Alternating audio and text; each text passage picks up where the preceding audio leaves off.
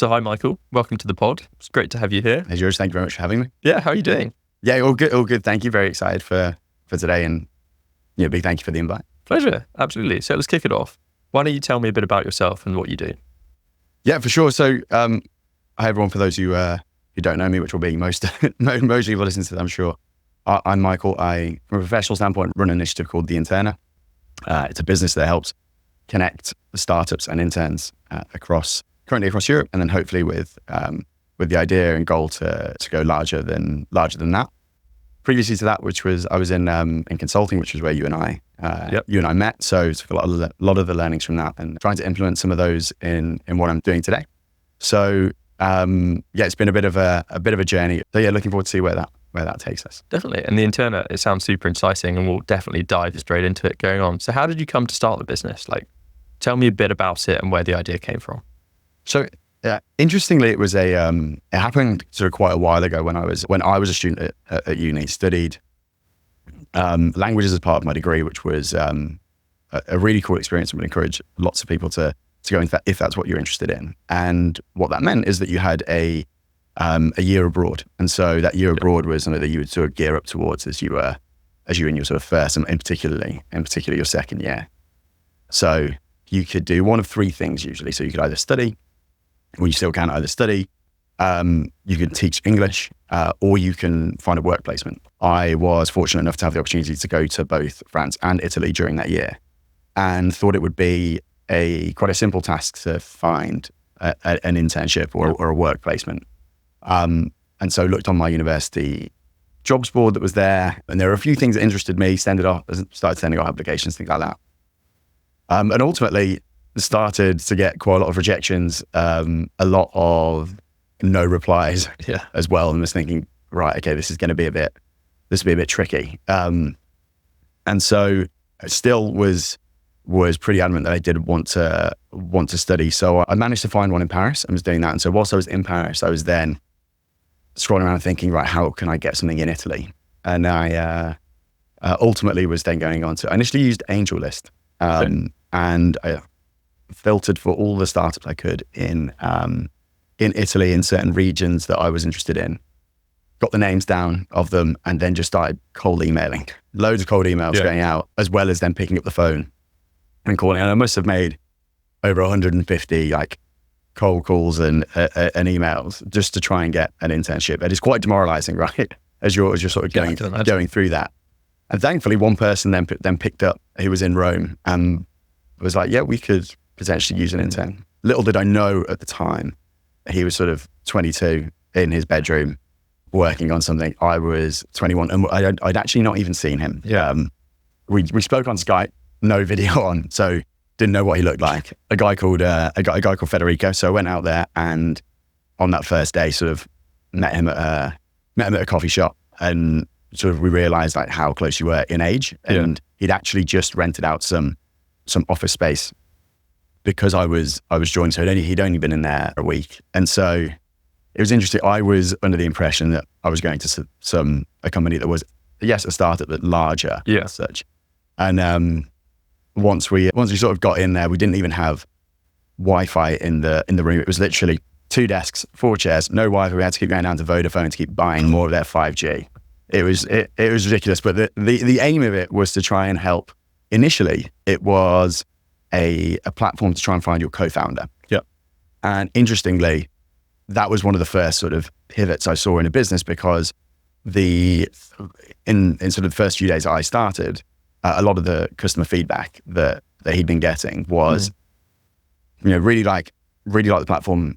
I found a co-founder, but I've got no capital to actually build this business. And so it very rapidly changed into a business which was trying to help startups in Italy find capital from angel investors, etc. And so together we really tried to then build this business. And so at a relatively young age, on that year abroad, I was able to see everything sort of built from the ground up. An amazing experience that I'd had there, and we became great friends, still are, and he's actually over next week as well. And so the year abroad is not always the best experience for everyone. I think everyone who talks about it tends to be the ones who had a great time on it. And I think it's really important to to note that it isn't always the best time. But that was a super insightful thing for me in that. And so I got back to uni and thought, how can, or is there a way that we can make this process a little bit easier for startups to find interns who are eager to learn and really want to sort of help push their business forward, as well as actually helping students initially within modern languages who wanted to then get some work experience on their year abroad. And that's what sort of spurred the idea to try and make it a reality. Yeah, no, it sounds brilliant. And I think that's such an interesting story of you going out to Italy and literally just being on the ground with Federico and building a business from the ground up. That must have been, on hindsight, brilliant. But at the time, you must have been thinking, what am I doing here? It's such Absolutely. a film. Yeah. Absolutely. It was particularly not having seen him. I think had I met him and seen a bit more, but I literally saw a website and went for it really. And it turned out to be a great decision just because of how much I learned and how much I learned from that experience. And that was where the idea for the Interna was born, essentially. And now the business works with uni students in universities in the UK and then places them in startups across Europe, basically. Is that the idea? Yeah, exactly right. So the real genesis of it actually was I started it in final year of uni, and it was like super small and did the big mistake that I think a lot of entrepreneurs will initially do, which is trying to attack the whole market. Yeah. So I was like, oh yeah, we can get you internships completely across the globe. Where is it you want to go? Then I realized I didn't have an internship in a startup in Peru. Yes. So really drew it down to first principles and just started with a small cohort at Durham, which was those studying Italian at Durham and going to Italian startups. So my actual market size at the time was around 40 or 50 students that I could actually target rather than the initial thousands that I tried to do. And then obviously didn't take that on full time straight after uni, did a little bit in the corporate space. So that's sort of how it started as such. I think that's often the best way to start, isn't it? You start with a really small focus group and you win that audience of customers and you really get to know them, then you expand from there. I think that's a much better way to attack it. And so you obviously started at university, you went into the corporate world and you've been working there for a few years. What was it like running a business on the side while working quite a demanding full-time job? In a nutshell, not easy, but equally, I think it also depends on the business that you're trying to start, right? Yeah. So if you are looking for a business that's going to be hugely capital intensive, you're going to need investors on it, and you're looking to become the next unicorn, then naturally it's not something you can do. If it's more of a hobby and an interest, which at that time it is more of that release of sort of fun and energy on the side of your job. Now it does get a bit difficult, particularly in the corporate world, because you want to make sure that you maintain that professionalism. So absolutely, practically, the companies that I worked for always knew that the InternaConnect existed and that it was something that I worked on, but I never really spoke about it at work. Mainly because I just wanted to make sure when I'm at work, I'm dedicated to my employer there, and then after work, this is what I do. So I never hid it. If anyone asked me about it, I would say, but I wasn't perhaps as verbose at work about it. But the balance is definitely tough. So there are Sundays where you're working on it, particularly given that most of my clients as such were in Europe. They were essentially an hour ahead, so I could have a call with them at their 9 a.m., which would be our 8 a.m. And so you could do stuff, but you could do stuff before work, right? Which was really helpful. But yes, sort of balancing it is tough. So if you haven't got that interest or passion for it, it's difficult to start something on the side of work and keep it up, I would say. Definitely.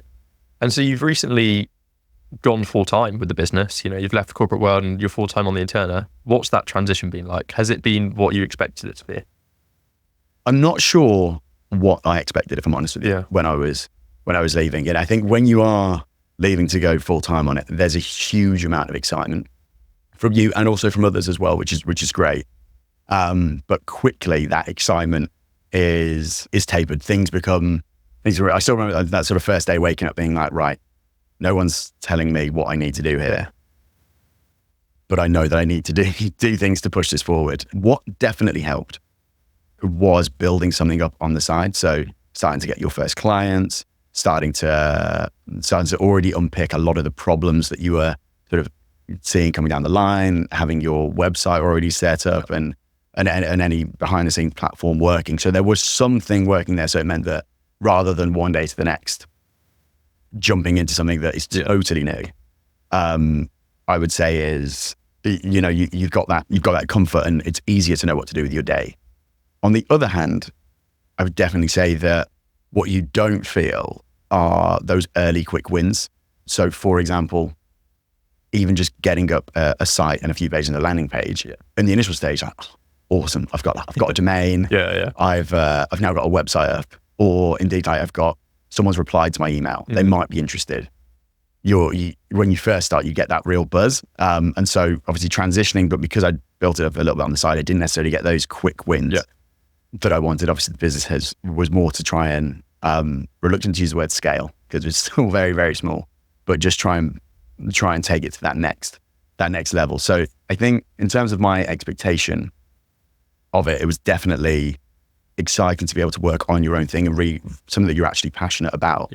And the days do go much more quickly, but equally they all seem to, I think, try to draw those boundaries as well, between when you're working and when you're not, is something that I'm definitely still trying to work out. That's interesting, actually, the point you mentioned about those goals just being, they're bigger goals now, aren't they? You've got your landing page up, you're on that scaling path, which is much harder than initially when you're starting. And it's interesting because I think the startup world's often glamorized. You've got these videos of people breaking it in, and often there's a lot of work that goes in behind the scenes, for sure. Absolutely right. Absolutely. The glamour of it is perhaps before you're starting, and then in the films that you that you watch. I think the other day I woke up in the morning and it was like, right, website's down. Right. Okay. Let's try and work this out. Or we've got a particular issue here, an issue there, and all of these like sort of pernickety things that you're then trying to work out. And you are there on a Sunday night working on making sure that you've got everything clear for the week ahead. So that stuff is definitely, I think, glamorized in a lot of the films and documentaries that you might watch. But on the other hand, some of those wins and those highs really are awesome, an awesome feeling to have. Yeah, I can imagine, because it's all you, it's all your work. You're not contributing to a client or something. It's you that's earned that, for sure. And do you think your time in consulting helped prepare you for setting this up? Were there a lot of transferable skills and that sort of thing? I'd say definitely on the transfer, there's lots of transferable skills that you can get from consulting. And I think it also depends how you're like defining consulting and the type of consulting that you were doing. So what you and I were doing was perhaps more in the strategy, to some extent, innovation space as well, helping clients to build new revenue streams, perhaps outside of their core revenue stream. So those sorts of build, measure, learn, testing ideas, getting quick feedback, definitely can implement. The second one is, I think, just some structured thinking. So it's really important, I think, to make sure that you are looking at certain business problems and going around trying to solve it in a bit more of a structured way, and in particular, sort of data-driven way. So a lot of decisions coming down, like how do we make those? And I think probably the third thing that you learn that I would say you can implement from a consulting perspective is that quite often you're there to tackle a question and give a set of recommendations. And so quite often, certainly what I found now, is that there's lots of decisions that have to be made. And so it's working out which decisions can be made quickly, which ones do you need a little bit more time, effort, detail in, and ultimately what would I then recommend myself to do based off the information that I currently have, or is there more information that I need in order to make that decision? So I would definitely say that those are some of the skills that consulting has taught me. I would say that given that the clients that naturally the consulting world focuses on tends to be your larger corporate clients, you get to some extent less view into the actual nitty gritty startup world, just naturally from that. So one thing that it perhaps didn't give me was access to a number of founders, particularly across the jurisdictions that we're working in. And so that's something that we've really had to build. Again, it perhaps comes to sort of working in that larger firm. If you can't solve a problem, you usually had somebody in the firm who could. Actually, I've not got a clue how we go about this. And actually, now you can't. You got to try and either solve it yourself, or hopefully someone you're working with might be able to, but if not, you just have to figure it out. And I would say most of the time you manage to cobble something together. Yeah. But I'd say that in consulting, you have all those sort of that structure around you, lots of resource, guidance, and perhaps then you don't get. So that was what I probably couldn't learn, but the first three definitely transferable skills. Definitely. Yeah, I mean, it's quite a safe environment, consulting, isn't it? As you mentioned, you've got that whole net of the firm around you. There's resources there. Whereas now you're on your own, you've got to do everything for yourself. And you're learning every day, I can imagine, finding new challenges and figuring out how to solve them. For sure.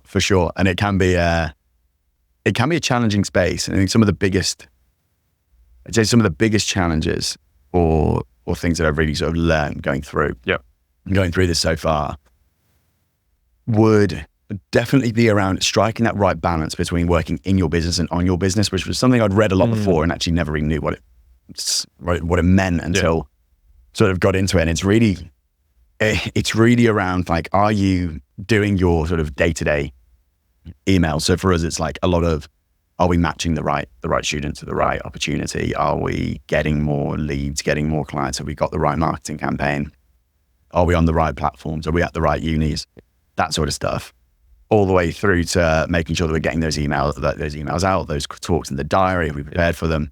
And then actually taking a step out and saying, actually, right, where do we go next? Or what are the key problems that we need to solve for? And if you look at like what we're trying to build is ultimately a marketplace, which is not from everything I've read and also trying to now, is not the easiest thing notoriously hard to do. And it's trying to balance that supply and demand, right? So that is one of the things where it's trying to work out, how much do we invest in this? In this element of the business? Do we drive supply first? What about if we get supply and there's no demand? What about if we get demand and there's no supply? What are all the steps that those students need to go through? So particularly going cross-border, there are things around visas. Do we double down and solve that? Do we get a partner to solve it? Or in particular, if you're going cross-border, accommodation, do we try and solve that ourselves? Do we get a partner to solve it? We're looking for startups. Do we go direct? Do we go through accelerators and partners? So there's all these questions which actually that I found quite difficult to rather just be in and just trying to do everything, to take a step back and say, actually, these are some of the things that you might want to think about before you go head first. Yeah, I mean, all of those questions there would be a project in consulting. There'd be something we'd have a month, 2 months to tackle, and you've got to do those every day, which is it's a lot. And you mentioned investing there. So far, I believe your approach has been bootstrapping it, doing it all yourself.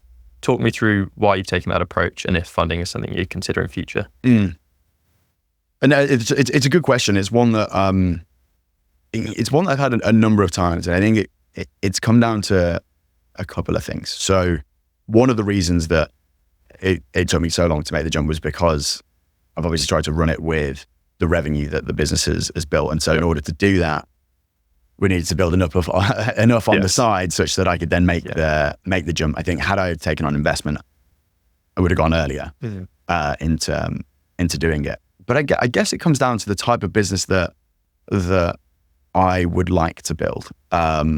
So at the moment, what I'm interested in is trying to build like a decent cash flow business, be as close to it as possible, not necessarily having and I think it depends on the way that you look at an investor. I think sometimes investors are that sort of angel and devil on your shoulder, definitely. Right? In that they're either super helpful, or sometimes you get those stories where it's like, we've got to do this because the investor wants it. And I'm sure that the truth is probably somewhere in the middle, as it tends to be. But at the moment, the type of business I'm looking to build is one where I can see every single part of that customer journey first. So you either build for cash flow, or we take it down like a much more of a tech platform play, and you build for value to some extent. And I think at the moment, the goal is to first understand, what are all the pain points? And I think by getting into the nitty gritty, doing things that don't scale at the moment is the way that I would like to initially try and build this business. Whether that's the right way or not, only time will tell. But I guess that naturally led to me saying, right, well, we'll bootstrap the company and see what we can do and try and build a company that that is hopefully in the future a great place to work, solving a real issue that's in the market. And then at some point, if it makes sense to take on investment because there are larger things that we want to get into, then I'm definitely open open to it. 100%. So whenever the time's right, that'll be a question you'll ask then. Yeah, exactly right. But I didn't go into it being like, we need to get investors before we do this. I think that's a good approach for sure. So your main priorities at the moment are sort of testing that commercial viability, getting down into the business. How are you sort of testing that? What's your approach? Yeah, so I think perhaps for the listeners as well, the way that looking at building it, and this is definitely something that I learned from consulting in the projects that we did, was really looking at, do we test the customer desirability? Like, do customers actually want this product or not? Have they shown any interest? Looking at that feasibility. So like, can we actually do it? And so from a tech standpoint, like, can we match students? Do we have the right software that's sitting behind that allows us to do the matching? Do we have the right regulations in place such that we're okay with visas? Do we have the right partnerships in place to actually deliver it? And so far, like, since we've been going, we've done sort of over 120 placements. So we have validated that the concept works, that students want to go abroad. They want to work in startups. They want to get that placement experience. And we've also validated that the startups that we work with, particularly in Italy, Spain, France, Germany, Portugal, are really keen to get great students from the UK and Ireland over for a certain period of time. So we validated that part. The question now is, yes, we're making revenue. Our business model currently works in that we take a success fee from the startup, as I think most of these sort of firms do. And the question is, can we make enough such that it is going to be viable in the future? So I guess that this year is around building the foundations to that, to be able to then test that commercial viability. It can be quite difficult to get in with universities. Naturally, they, if they get a random email in their inbox from me being like, I can help your students, and naturally, as I would be skeptical as well. Yeah. So I think to answer your question around how are we testing that commercial viability, I think it's taking this next 6 months to build up that foundation and see whether we're getting universities and students on board and build that supply side. And then the commercial viability we'll see more on the demand side. So that'll be playing a little bit with pricing, see whether there's different structures we can get in there. And ultimately, I think one of the best ways to test viability is when you're on the call with a client, say a number that makes you sort of a little bit squeamish and see what their reaction is. We have our sort of pricing at the moment, but it's a question of like, can that increase on that side, or indeed do you do more of it? Do you increase the quantity side? And so that's what we're really looking to test this year. Nice. No, it sounds like a super exciting time for the business, definitely. And what do you think your approach will be to growing that supply side, gaining the users, gaining more universities? Do you have a roadmap out there? Or is it something you're just going to find out as you go? It's there's not necessarily a roadmap set in stone, but there are a few things that we're looking into. So interestingly, obviously within the world of consulting, I had nothing to do with universities, nothing to do with the recruitment space. And we're working with corporate. So one could really question why I would then throw myself into something which was to some extent like recruitment-based, universities, placements abroad in startups. So I guess I'm working it out from what I would say first principles at the moment. So what do I think seems the rational way to go about it? So first one is working with the right with the right contacts in the universities. Yeah. So that's working with either the modern languages schools, where they might have a year abroad coordinator, as well as your placement year coordinators as well. So what we're trying to be to them is a trusted partner to them, to help them fill as many of those placements as possible. So that's the first one, is working with unis, and particularly the staff within the university. The second one is to drive a few more of the sort of the campus ambassadors as we can. So we're still sort of working out how that might look. Yep. And how we can roll that out in the most efficient way. We rely quite a lot of word of mouth, actually. Nice. So that has been one of the biggest ways that we've grown, is that students have used us, they then tell their friends. Next one is probably your social media out there as well. So Instagram, TikTok as such are pretty big feeders for that. I think as I was speaking to people in this space before, particularly more of like, let's say the more recruitment space, they're saying like LinkedIn is like so important. Yeah. But actually for this supply, when you're in your first year, second year, very few students actually have that. So it is, the socials are a big drive for us. And then we would go through, hopefully our organic SEO at some point will start to grow. So hopefully the time investment that we're putting in that over time will help. We've so far avoided paid ads to some extent. So played a little bit around with it. I'm not an expert in it. And certainly when you're bootstrapping as well, there's a question of is that the right way first? I think we can probably test it a little bit more. Paid ads, I think, works well when your supply side is scattered. Yep. But we know where our supply side is. Yeah. So we can go directly there. So it's going to be, the next 6 months is really around trying to build trust, giving as many resources as we can, such that if a student decides to use the Interna or not, hopefully they get some value from being on our website and using some of our resources. Yeah, absolutely. And it sounds like this organic approach, growing it from the ground up, working with students, word of mouth, I think that's obviously the best way to do it. Because people, they're hearing from their friends, oh, we went on this great experience. You're going to be much more trusting, much more keen than if you're seeing an ad online, which they get thousands of every day. Yeah.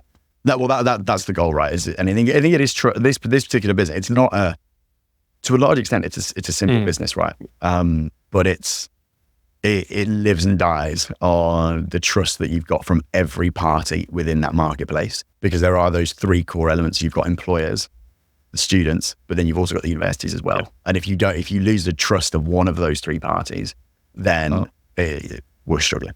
Definitely. What role do you think internships and placement years have to play for students? Do you think it's something you'd recommend everyone does? So I'm obviously going to be biased on this. Yes.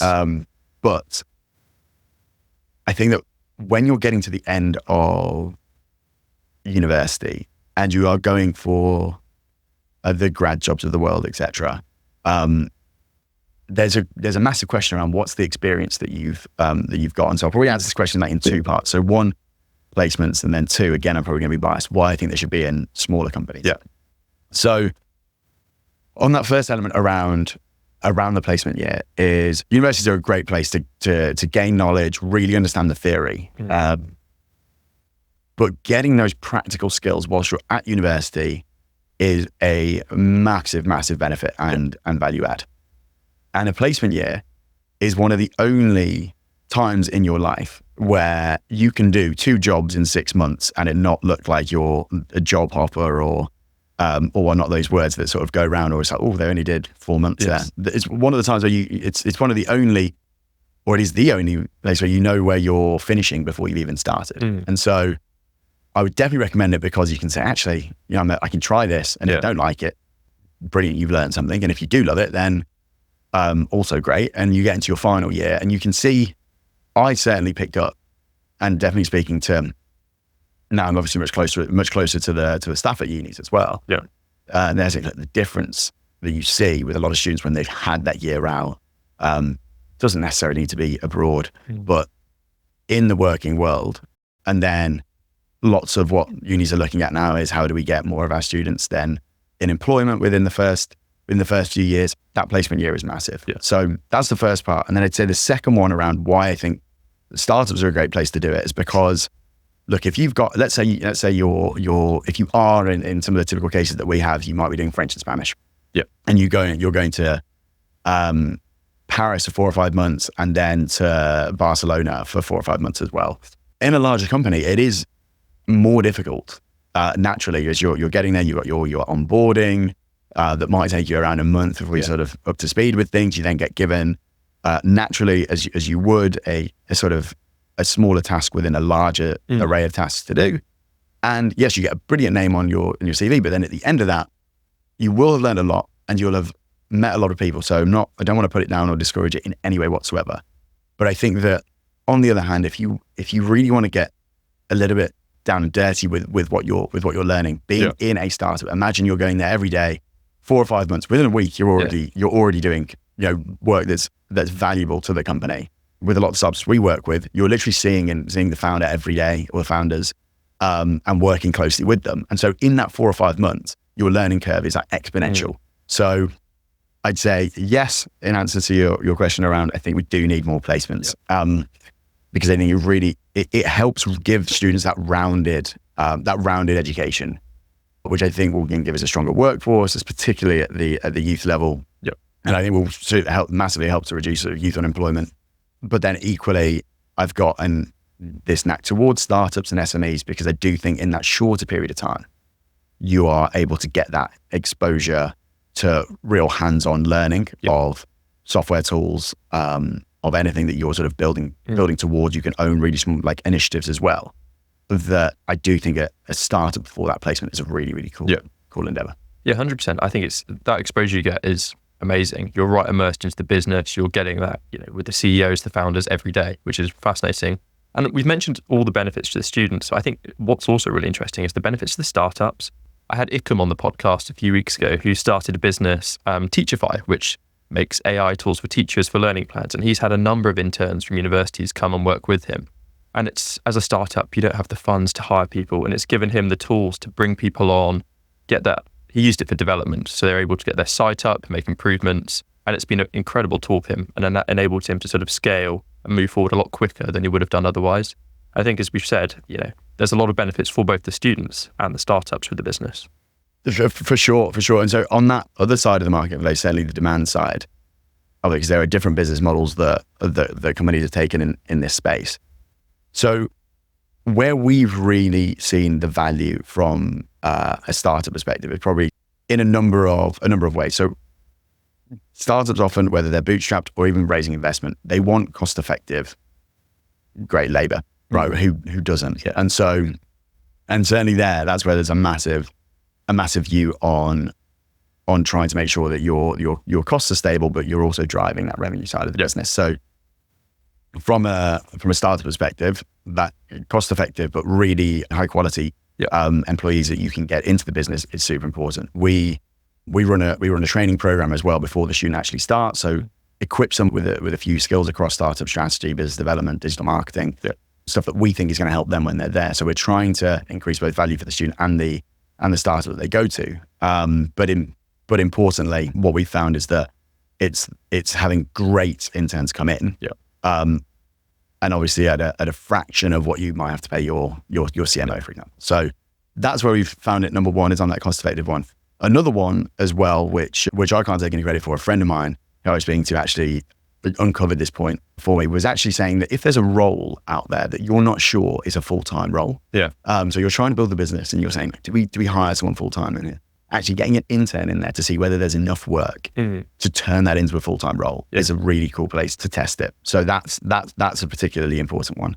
And I think the third one, given that most of what we do is on the global internship side, a lot of these companies, particularly let's say in Europe now, would love to have English native students in there. So quite often they're looking to raise capital from investors within Europe, perhaps in America, Canada, the UK, and what is the language of their pitch deck going to be in? It's going to be in English. Who are their clients going to be? Quite a lot of them are trying to target the US. They're trying to target the UK, Ireland as well. So having these international students in your business for a certain period of time where you're not signed up to having them full-time until they decide to leave, for example, it is a great way that they can get that exposure. So on that side, I would probably say it's the main ones are like cost-effective labor, being able to test out new positions before you then hire full-time, and then actually getting in, particularly from, if you're outside of the UK, getting an English native student is hugely valuable. Yeah, no, I imagine, and it sounds incredibly valuable to these startups. So let's say it all goes well, commercial viability works out. Where do you see the business in 5 years? Do you have an end goal in mind? I'm always, so to some extent, skeptical around what is that end goal as such, but I think it's important to have. But at the moment, I'd love to be the go-to global internships platform, because one of the things that I found absolutely amazing are the students that come out after they've done it and they're like, wow, like what an experience that we had. We wouldn't have been able to get this before. So thank you. And that's an amazing feeling. On the other hand, you're particularly working with startups, you're able to help them, take on that next level, that next challenge, allow them to survive that little bit longer if it's not going well, or indeed help push them further towards their goal. And we want to grow with our clients as well. So I think there is a question of, at some point, would we go into the larger company space? Honest answer is that I don't know. At the moment, I want to keep it focused on your sort of startups, SMEs, cross-border. The only question is that obviously a lot of what we're doing at the moment is a very niche market. Like you're going across border, you want to work for a startup, you've got a certain, it's within the placement year, like it's a small market. So our initial goal is to try and just conquer that and be the go-to US, and then see where it sort of takes us after that. But I think a wider goal would be, a real global internships platform for startups would be an amazing an amazing achievement, I think. Yeah, there's a lot to be said for having a narrow focus and just being, aiming on winning that small market. And I think it's interesting you said that you don't want to have this long-term goal, or you do, but it's flexible, because when I've spoken to other startups, they say it's much more important to have, you look ahead to the next 6 months. Where are we going to be in the short term as opposed to this long-term goal? Because you can't look that far ahead because you're firefighting, there's opportunities and challenges rising all the time, and it's a completely different approach to a large, steady corporate. For sure. And with everything I've read, it's all telling me like, you should know where your goal is, you should, and that is, if I am going to try and lead this, then it is something that we're going to have to really scope out and be crucial there. But I think there's like a certain number of the way that you might define or break down that end goal, right? So for some of you might say, like, what's that end goal? Well, we want to be acquired. Yeah. But equally, there's like, does that end goal as well lead you to like, well, what life do you want to live? How much time do you want to spend, at work? What else do you want to do in terms of building this? Are there other elements that you want to get into? I think there are, within that end goal piece, I think it's very difficult to define that like in one sentence. And sometimes, as I say, like it is action heavy, and like, we want to take on investors and we want to be a unicorn. The other one's like, we want to grow to a certain size, be acquired, and then try other businesses. I think like personally, within like the professional sphere, what I'd love to do is build this, and then if it goes well, really work out if I'm any good at this. And then if so, try and build other things or build subsets or, and then ideally at some point, I think a lot of people end up going into some sort of investing as such, but that is something that I'm very, very far away from. But initially, I think the goal is this year, firefight, survive, really actually try and nail down being a trusted brand and just providing as much. I think the word value gets thrown around quite a lot, and I think defining value as startups really loving what we're doing and getting great interns and making more sales, or having an intern in who's able to run all their marketing campaign so the founders can concentrate on something else. And then for students, them coming through us and either getting a job at that company after, or getting a job in a company that they want to, thanks to the experience that they've had. And so that's how I'm sort of defining that value element. And that's where I'm really keen to focus. And this year is that focus. So it doesn't necessarily answer your question around like end goal, but certainly in that short and medium term, the goal is to just survive where we can and really test whether this can work. Definitely. And I think it's a great time for it as well, because there's a lot more focus on growing startups within Europe, I think, at the moment. Obviously, America's got that big Silicon Valley scene, but we're trying to encourage those grassroots businesses here. For sure. Europe's an interesting startup scene. So I think the reason we started initially with Italy is that my background is Italian. So it seemed that was a natural place to start, and on the other hand, a natural sort of problem to solve. So that's really why it's initially focused on Europe as well. And most students are studying European languages. And then it sort of branched out into business and computer science and engineers. But that was sort of the genesis of where it started. So, but what I have seen is that there is an interesting startup scene. Been particularly impressed with Spain. So Barcelona has a really, really cool startup scene. And then at the right time, if there's demand, to expand outside. No, it's incredibly exciting. So what advice would you give to others looking to start up their own venture or get involved in something? I would say, annoyingly, a bit of a consulting answer in that you're going to say it depends. But I do think it depends on your particular scenario and what you want to solve. So if we answer it like based on scenario, so if you're currently working in a corporate job and you want to dip your toe in and you want to see, is entrepreneurship for me? Then I would look at something like a smaller side hustle initially. So what is it that you can do in your spare time that you're solving an issue that is particularly interesting? Essentially, like try and build a landing page, build a mailing list. And there are tools out there that you can use. So quite a lot of people will use WordPress, for example, on the website side. There are lots of other ones out there. You can use things like MailerLite or MailChimp to set up a landing page. People then often just use the word drive traffic, but you can drive traffic there by buying Google Ads, which you can do through there. If you just want to be a bit more sort of tactical for some of the listeners, because I remember I used to listen to quite a lot of podcasts where it would be like drive traffic, and I was like, what does that actually mean? Or set up a website, right? Where do I go? Yeah. So that's what I've done, and that's what's worked for me. I guess less so on the ad stuff, but that is a way that you can relatively quickly drive traffic, or indeed find the clusters of the consumers or customers that you want to solve for. Yeah. And I would start with that. I would define who you really want to solve for, what are all their challenges and problems, what's a day in their life for them. And it sounds like quite theoretical, but actually when you do it, you start to uncover things. There's a book, 4 Steps to the Epiphany by Steve Blank, or Lean Startup by Eric Ries. Nice. Have a read of those. And one of the key principles is get out of the building, actually go and speak to these people. Like, have they actually got, you've just got a hypothesis of what it is. So I think for the person who wants to dip their toe, it's, just try and perhaps create a small landing page, a mailing list, define who you're solving for, and start to engage and reach out. For those who may be a little bit further down the line, I would suggest that if you're interested in the world of entrepreneurship, but you're not necessarily sure that you want to be the one running it, and you don't want to take on investors, and you've not necessarily built it up so big on the side, perhaps jump and work for a startup for a little bit to test it and see there's a little bit less risk on that.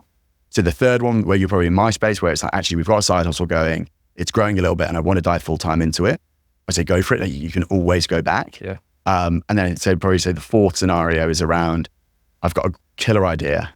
I need loads of capital behind me because it's a big driver on tech or manufacturing, something like that. I then build up I've not done it, so it's hard for me to speak about it, but my assumption, speaking to others, would be build up your network of investors, be really clear about what you want to achieve, and go full force into that fundraising element. Yeah. So. No, I think that last point particularly resonates, because a network helps with whatever you're doing, whether it's building users, you use your friends, you get them on board, or as you say, getting on investors. It's so important to just have that network of people out there.